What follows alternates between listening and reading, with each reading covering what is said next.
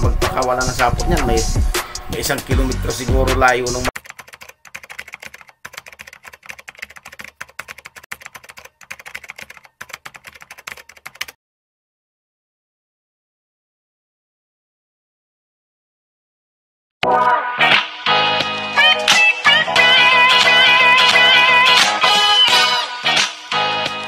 Salamat po tayo Mento and like and share po.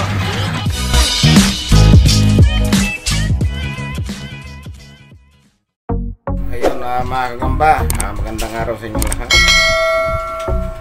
Medyo tayo mga kagamba, okay na tayo.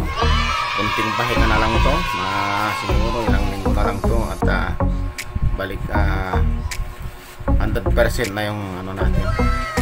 Medyo may hingal pa rin tayo pag naglakad ng malayo kasi nga nagka-pneumonia. Siguro di pa masyadong naghihilom yun. So sa mga susunod na linggo siguro baka 100% na okay na tayo. Mag-uusisa tayo ngayon mga gamba, mag-umpisan tayo mag-uusisa ngayon ng mga gagamba kagaya nung itong gagambang ikis na to o gagambang hari. Karamihan itong mga gagamba, itong gagambang ikis na unang tatalakayin natin na gagambang hari ay nakatira ito sa matataas na lampas tao kung gumawa ng sapot ito. At mapapansin nyo ito ay nasa mga puno na kagaya ng kainito, mangga, saging at kung ano-ano pang mga puno mga gamba. Nandyan yan sa mga malapit lang sa mga kabahayan, sa mga may gubat-gubat. Basta may kakahuyan mga kagamba, mayroon niyang gagambang ikis na yan o tawagin gagambang hari. Minsan yan, pag nakadipa siya, yung dipa niya may sapot na puti. Yan. Yan ang pinakapalaramdaan dyan sa gagambang ikis na yan o gagambang hari. Sa buong Pilipinas mga gagamba matatagpuan yan kahit saang sulok ng Metro Manila ng bansa. Wag lang sa Metro Manila kasi ang Metro Manila kasi walang puno, puro building, so malabo na magkaroon. Siguro sa mga subdivision na tahimik at maraming puno mayroon pa rin yan. Basta't yan ay lumilitaw yan mga kagamba kung saan saan lang. Pinaka common na gagamba yan na laging nakikita yan sa mga puno kung saan saan. Basta lampas tao kung gumawa ng sapot yan. At yan ay 24 oras na hindi tinatanggal yung kanyang sapot. Yan. Kaya yan yung mga nakakahuli ng mga iba't ibang insekto na lumilipad.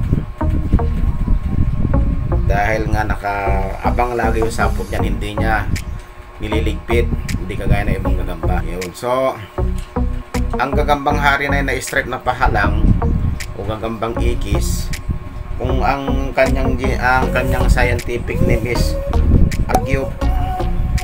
Argyp yung scientific name yan, pero maraming klaseng Argyp yan, hindi lang isang piraso yan, kundi hindi lang 10 klase ng Argyp mga kagamba.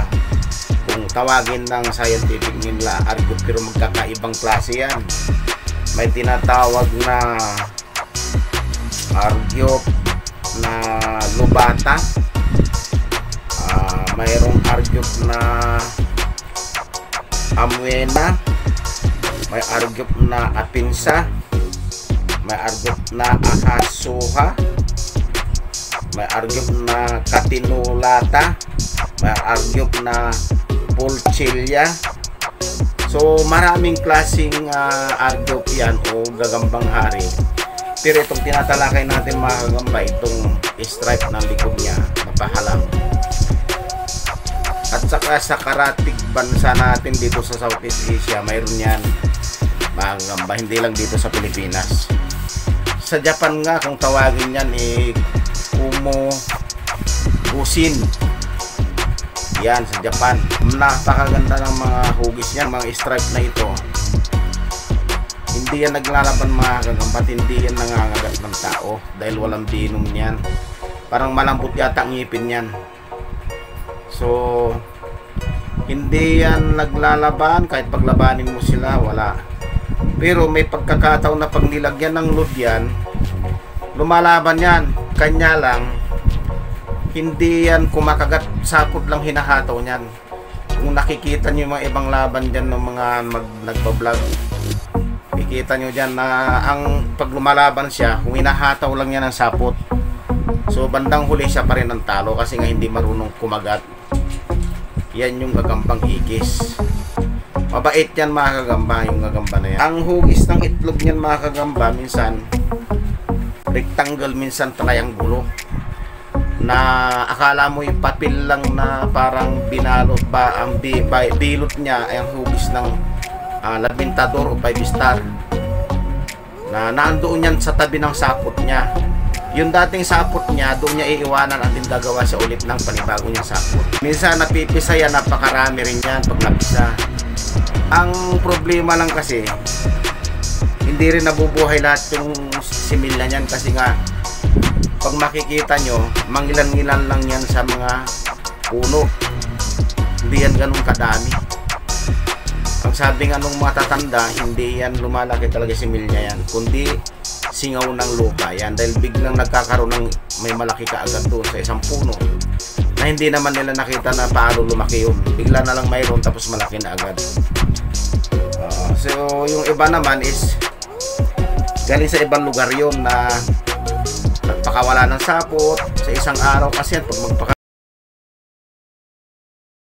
magpakawala ng sapot niyan, may 1 kilometro siguro layo nung malalakbay niyan pag puro pakawala siya ng sapot niya. Kaya minsan pag napagod, steady na siya sa isang lugar. Pag pakiramdam niya ay safe na siya doon. Ganun din yung ibang gagamba.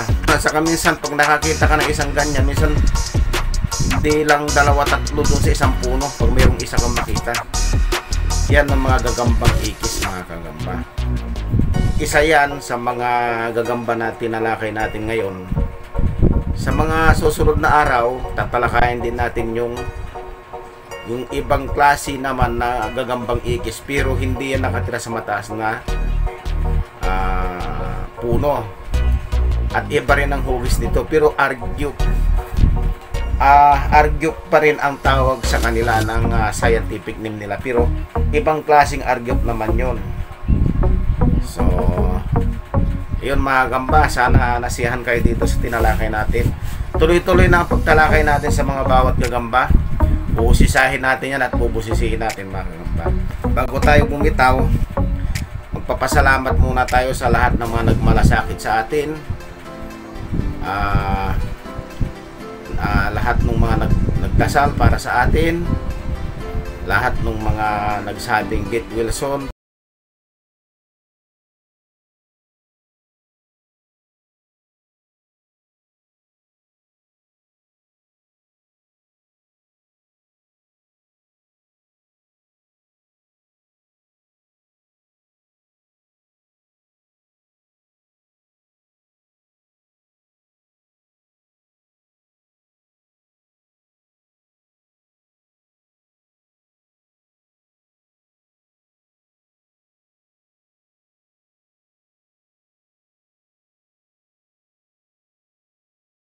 I-subscribe po kita Mindo, like and share po, bye!